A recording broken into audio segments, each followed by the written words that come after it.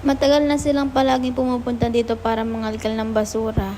And this time, naisip ko na ibigay na lang sa kanila yung pagkain. So yun guys, yung nag-sponsor sa akin ng Jollibee kanina. Nakita ko sila dyan sa labas, kaya binigay ko na lang sa kanila. Hati na lang daw sila.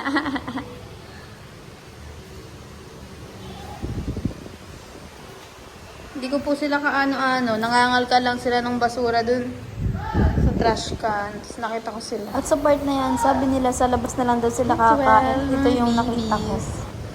Nagulat ako at may part sa akin na natuwa at naawa ako. Natuwa ako dahil nabigyan ko sila ng pagkain. Naawa ako dahil 4 silang nag-share sa pagkain na binigay ko.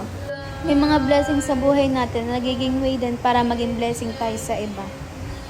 Kaya guys, let's be kind to others. At naniniwala ako sa video na ito na hindi ito basta Jollibee lang.